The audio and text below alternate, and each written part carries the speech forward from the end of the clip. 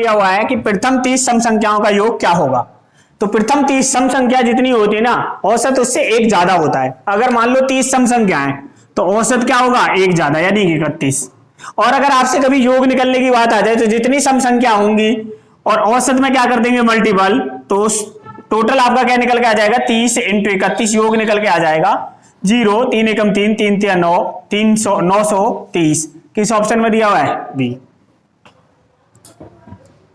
Next question दिया हुआ है 1.01 का स्क्वायर प्लस 0.01 का स्क्वायर का मान क्या होगा। मैं इसमें पेन भी नहीं चलाने वाला और आंसर बता दूंगा कैसे आएगा, ना मैं इसमें कोई गुना करने वाला। अब आप बताओ अगर इसका स्क्वायर करेंगे तो कितने पाएगा पॉइंट, 4 पे। अगर इसका स्क्वायर करेंगे तो कितने पाएगा पॉइंट, 4 पे। 4 स्थान के बाद पॉइंट आएगा। और किस ऑप्शन में दिया हुआ है, ए ऑप्शन में दिया हुआ है। मुझे गुना करने की आवश्यकता नहीं पड़ी। नेक्स्ट सवाल दिया हुआ है कि 80 से 120 तक ऐसी कितनी संख्याएं हैं जो 7 और 5 दोनों से विभाजित हैं। ऑप्शन दे रखा है 1, 4, 5 और 7। अब देखो 7, जो संख्या 7 से भी कटे और 5 से भी कटे तो वो संख्या 35 से कटेगी। अब आपसे चाहिए 80 और 120 के बीच में, तो पहली संख्या 35 होगी, दूसरी 70, तीसरी 105 और चौथी 140।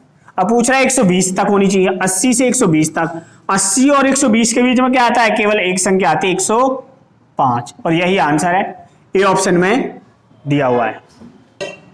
नेक्स्ट सवाल दिया गया है a प्लस बी बराबर 10, ए बी बराबर 5। तो आपको बताना है a square plus B square का मान क्या होगा। जब भी कभी ऐसा क्वेश्चन आए तो a प्लस बी का होल स्क्वायर करें तो आप बोलोगे जी a square plus B square plus 2ab। a plus B की वैल्यू दे रखी है 10, 10 का स्क्वायर बराबर a square plus B square आपसे पूछ रहा है 2ab की वैल्यू दे रखी है 5, 2 गुना 5 यानी 10, 10 दाम 100 और 5 दूनी 10 इधर आएगा 10 बराबर a square plus B square. तो 100 में से 10 के कितने बचे, 90 बराबर आ गया a square plus B square. यही आपसे पूछ रखा था और बी ऑप्शन में क्या दिया हुआ है, आंसर। नेक्स्ट क्वेश्चन दिया हुआ है कि सी की आय बी की आय से 30% अधिक है तथा बी की आय ए की आय से 30% अधिक है। सी की आय ए की आय से कितने प्रतिशत अधिक है, ये बताना है आपने। देखो सी की आय बी की आय से 30% अधिक है। किसकी आय अधिक है, सी की, बी से कितना अधिक है, 30%। 30% का मतलब वो है अगर ये 10 है तो ये 13 ज्यादा होगी, 10 से 3 ज्यादा होगी तो 13। और वहां पर बी की आय ए की आय से 30% अधिक है, यानी बी की आय ए की आय से 20% अधिक है। तो यहां ए और बी की दे रखी है, ये भी 10 और 13 दे रखा है। अब आपसे पूछ रहा है कि ए और सी की आय निकालनी है, आपने सी की आय निकालनी है। तो सी की आय निकालने के लिए डायरेक्ट गुणा कर दो, 13 13 169, और ए की निकालने के लिए यहां से डायरेक्ट गुणा कर दो, 10 दाम 100, यानी ए की आय अगर 100 थी तो सी की आय कितनी हो जाएगी, 169, यानी कितने परसेंट ज्यादा हो गई, 69%। यही इसका सबसे आसान तरीका है। नेक्स्ट क्वेश्चन दिया हुआ है यदि x अनुपात y बराबर दे रखा है 4:3 और y अनुपात z दे रखा है 7:3 और 7:9, तो x अनुपात z का मान पूछ रहा है। तो x की वैल्यू अगर मैं इन दोनों को देखूं तो ये हो गया x अनुपात y बराबर आ रहा है 4:3 और y अनुपात z बराबर दे रखा है 7:9। अगर मुझे x की वैल्यू निकालनी हो तो डायरेक्ट निकाल सकते हैं x की वैल्यू, 7 चौक 28, और मुझे z की वैल्यू निकालनी हो तो डायरेक्ट इन दोनों की मल्टीपल कर दे, 9 तिया 27। तो आंसर आ गया आपका 28:27। एक तरीका तो ये हो गया। दूसरा तरीका ये था कि मैं ये देखता जेड पूछ रहा है आपसे, जेड में 9 है, 9 से 27 कटता है 27 ये भी कटता है। अब ये भी आंसर नहीं है, ये भी आंसर नहीं है। अब मैंने देखता एक्स से पूछ रहा है, एक्स में यहाँ 4 है, 4 से 28 भी कटता है और 12 भी कटता है। अब मैंने देखा कि y की जगह 7 दे रखा है, 7 से कौन सा कटता है, 12 कटता है, 7 से नहीं कटता, 28 कटता है, यही आंसर है। तो मैं इसे वैसे ही कर लेता फिर। नेक्स्ट क्वेश्चन दिया गया है कि 50 संख्याओं का औसत 18 ज्ञात किया गया। 3 संख्या 18, 32 तथा 65 को गलती से 25, 29, 56 ले लिया गया, सही औसत ज्ञात करें। जब भी ऐसा क्वेश्चन आए ना, 2 तरीके होते हैं, एक तो इनकी गुणा कर लो, फिर इन दोनों को, तीनों को जोड़ लो, इन तीनों को जोड़ लो। एक दूसरा तरीका है ये। अच्छा, लेना कितना था, ज्ञात किया गया 3 संख्याओं को 18, 32 तथा 65 को गलती से, यानी हमें लेना था 18, 32 और 65, परंतु ले लिया कितना हमने, 25। 18 से कितना ज्यादा लिया था, 7 ले लिया। 29, 32 से कितना कम ले लिया, 5। 5 या 3? 3। अब लेना था 65, ले लिया 56। कम लिया या ज्यादा लिया? कम ले लिया। कितना? 65 से 56 9 कम ले लिया, माइनस के 9। 9 और 3 12, और 12 में से 7 गए तो बचे आपके पास 5 माइनस की। तो ये जोड़ने पड़ेंगे आपको, और कितनी संख्या में जोड़ने पड़ेंगे? 50।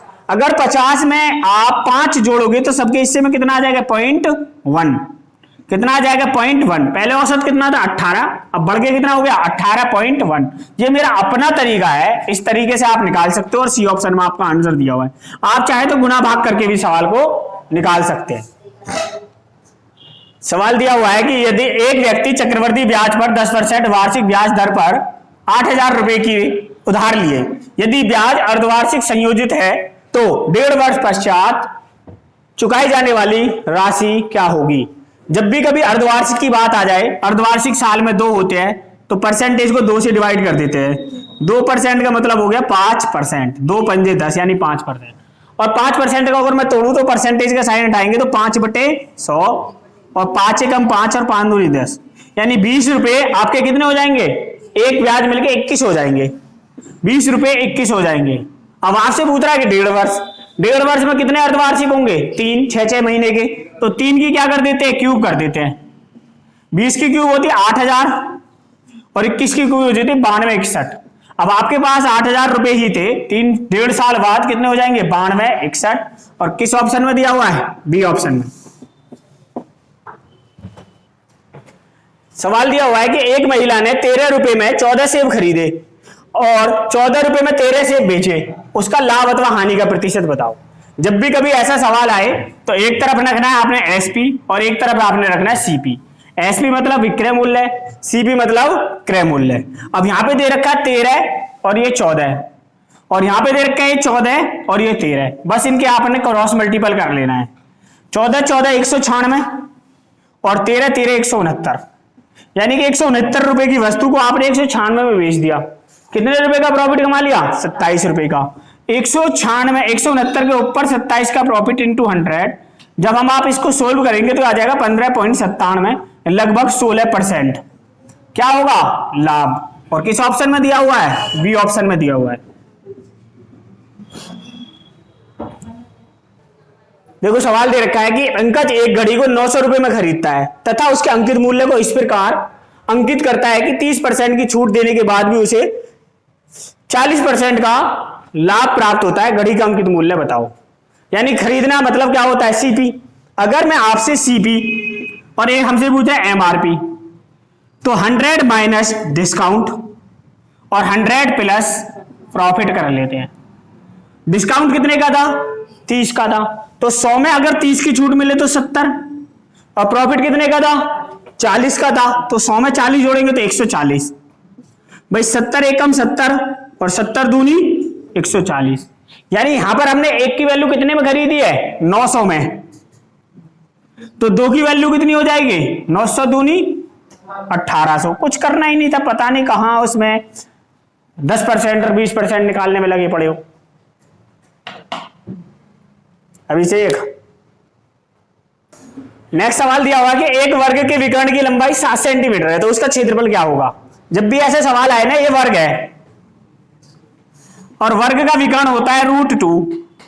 अब यहां √2 की वैल्यू दे रखी है 7, तो √2 इधर आएगा तो ये √2 हो जाएगा। अगर मैं इसका रैशनलाइजेशन कर दूं तो इसकी साइड निकल के आ जाएगी 7√2/2। तो ये साइड निकल के आ गई 7√2/2। अब आपसे पूछेगा इसका क्या करना है? स्क्वायर करना है।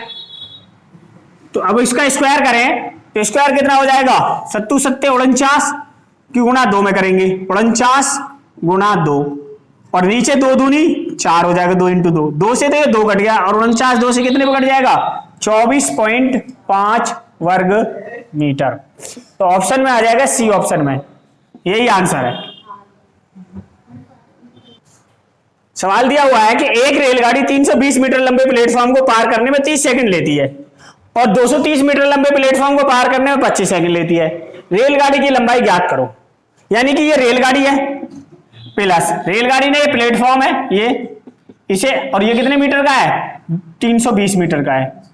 पार करने में रेलगाड़ी को लगे 30 सेकंड। 30 सेकंड में रेलगाड़ी ने अपनी दूरी चली होगी प्लस प्लेटफॉर्म की दूरी चली होगी। दूसरी बार में रेलगाड़ी अपनी लंबाई तो चलेगी चलेगी प्लस प्लेटफॉर्म की लंबाई चल रही है जिसकी लंबाई कितनी है 230 मीटर। अब की बार प्लेटफॉर्म क्या है छोटा है और इसे पार करने में 25 सेकंड का समय ले रही है। रेलगाड़ी 5 सेकंड कम चल रही है। 5 सेकंड कम चलने का कारण क्या है कि रेलगाड़ी को 90 मीटर की दूरी भी कम चलनी पड़ रही है, यानी कि रेलगाड़ी 5 सेकंड में 90 मीटर चलती है। तो 1 सेकंड में चलेगी 5 से कम 5 और 5 से 18, यानी 1 सेकंड में 18 है। तो अगर मैं आपसे पूछूं 30 सेकंड में कितना चलेगी, 18 ही 54, 540 चलेगी। और 540 में 320 मीटर का क्या है प्लेटफॉर्म है। अगर 320 का प्लेटफॉर्म हटा दें तो आप बोलोगे जी 2 और 2 220 मीटर, और ये क्या है रेलगाड़ी की लंबाई है। यही आंसर है। और किस ऑप्शन में है, सी ऑप्शन में। सवाल दिया हुआ है कि राहुल की आयु 50 वर्ष है, मोहित की आयु 70 वर्ष है, कितने साल पहले इनकी आयु का अनुपात 1:2 था। यानी कि एक कितने का था 50 का, एक है 70 का। अगर ऑप्शन में से उठा के हम 30 ले लें तो ये 30 साल पहले 20 साल का था और ये 30 साल पहले 40 साल का था। तो इनकी आयु का अनुपात तब 1:2 था। तो आपसे सवाल में पूछा था कितने साल पहले, तो वो था 30 साल पहले, सी ऑप्शन। क्वेश्चन दिया हुआ है कि अनुज की क्षमता विनोद की क्षमता का 150% है। यदि अनुज एक कार्य को 10 दिनों में कर सकता है तो दोनों मिलकर उस काम को कितने दिन में पूरा करेंगे। तो देखो 150% परसेंटेज का साइन डाले, 50 या 150 और 50 दूनी 100। ये 3 काम करता है अनुज और विनोद करता है 2 काम, और अनुज 10 दिन में काम खत्म कर सकता है। तो टोटल काम हो गया 30, और दोनों मिलकर कितना काम करते हैं 5। 5 से कितने दिन में खत्म कर लेंगे दोनों, 6 दिन में। और किस ऑप्शन में दे रखा है, सी ऑप्शन में।